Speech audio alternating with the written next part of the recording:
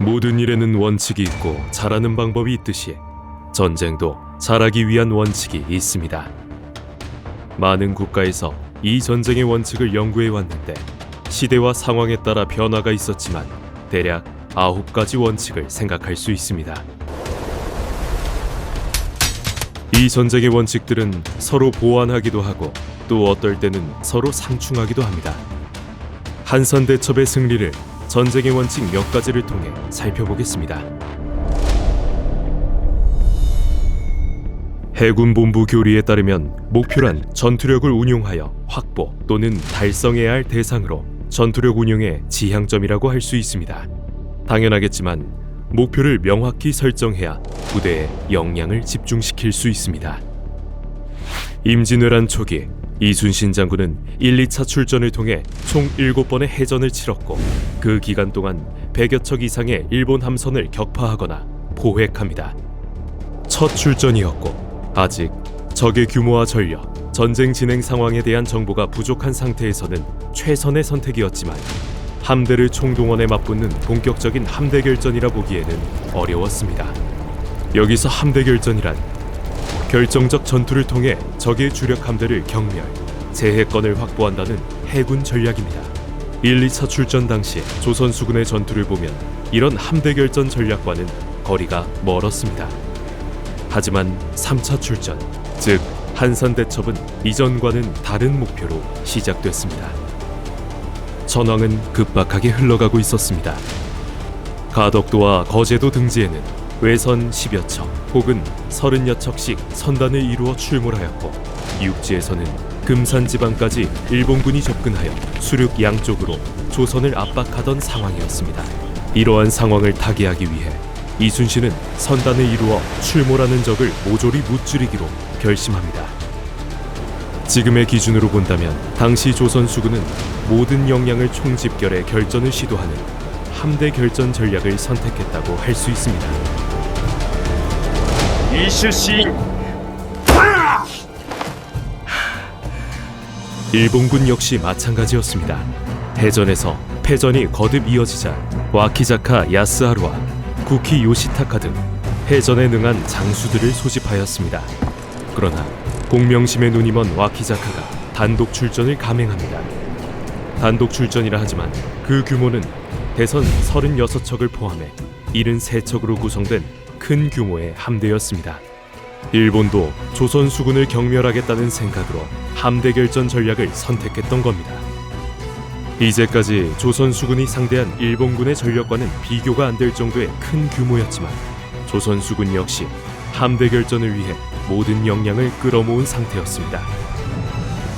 조선 수군은 함대 결전이란 명확한 목표 아래 전라자수영, 전라우수영, 경상우수영의 함대를 총동원해 움직이게 됩니다. 그리고 이 결전의 장소로 선택된 곳이 바로 한산도 앞바다였습니다.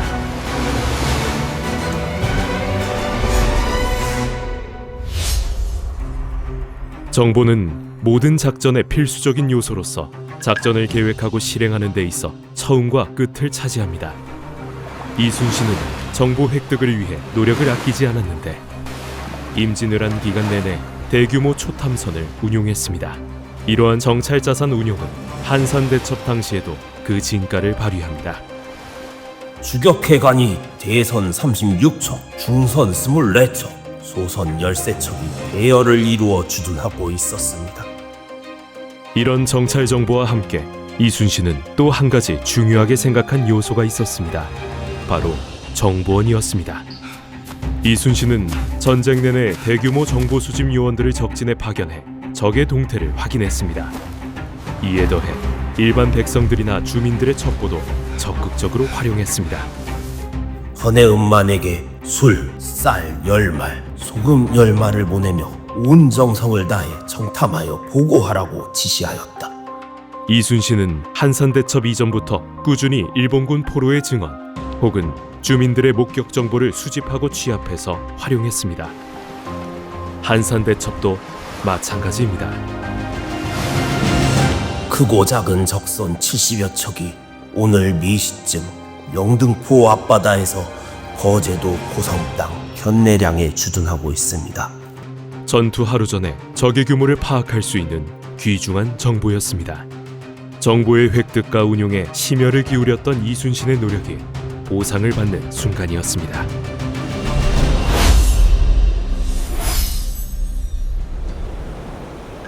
기동이란 적보다 유리한 위치로 전투력을 이동시키는 것이며, 기동의 목적은 적을 불리한 위치에 놓이도록 하여 적의 약점에 아군 전투력을 집중하는 것을 뜻합니다. 이순신은 언제나 이 기동의 원칙을 따랐고, 이는 한산대첩도 예외가 아니었습니다. 한산대첩 당시 일본군은 견내량에 정박하고 있었습니다.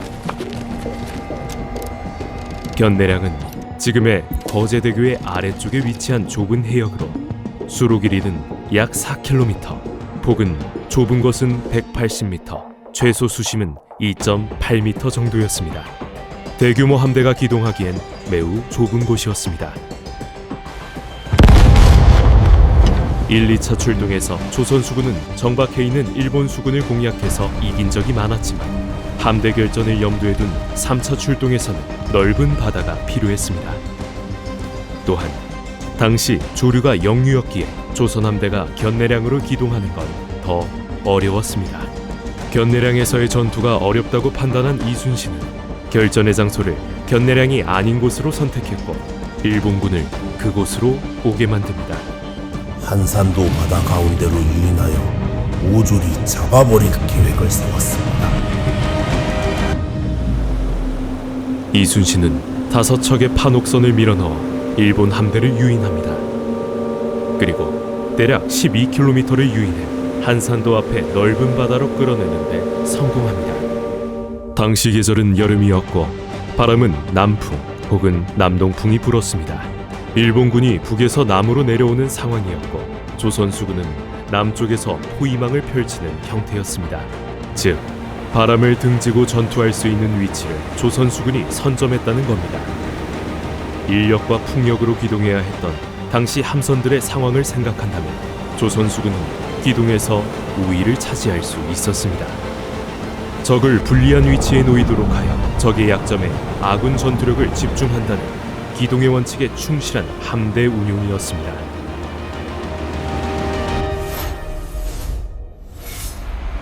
집중이란 지휘관이 원하는 시간과 장소에 전투력의 상대적 우세를 유지하는 것입니다. 승리를 위해서는 적을 타격할 수 있는 최적의 장소, 그리고 적을 섬멸할 수 있는 결정적인 시간에 아군의 모든 역량을 투입한다는 겁니다. 한산대첩 당시 이순신은 이 집중의 원칙에 충실한 함대 운용을 펼쳤습니다. 일반적으로 한산대첩은 한산도 넓은 바다까지 일본 함대를 유인한 후 하객진을 펼쳐 포위, 섬멸했다고 알려져 있습니다. 그런데 포위 섬멸 직전에 이미 한 차례 포격전이 있었습니다. 이순신은 전쟁의 승기를 잡기 위해 적의 선봉에 최우선으로 화력을 집중합니다.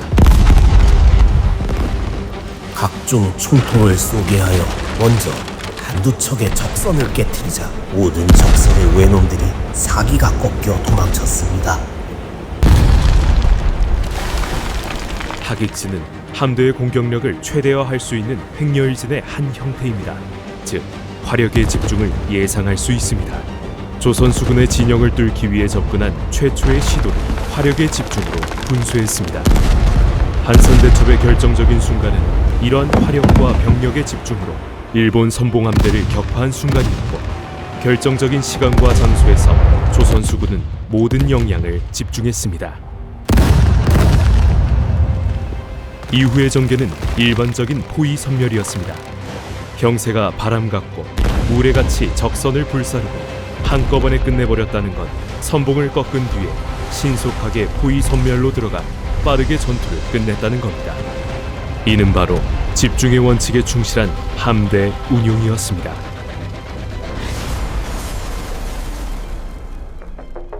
지휘 통일이란 모든 부대가 단일 지휘관 예하에서 공동의 목적을 달성하기 위해 작전하는 것을 의미합니다. 하나의 부대에 지휘관이 둘이라면 서로 엇갈린 명령을 내릴 수도 있고 부대는 통일된 움직임을 보일 수 없게 됩니다. 한산대첩 당시 조선 수군은 명목상 동급의 수사 3명이 통합함대를 구성해 전투에 임했습니다. 전라우수사 이혁기, 전라좌수사 이순신, 경상우수사 원균입니다.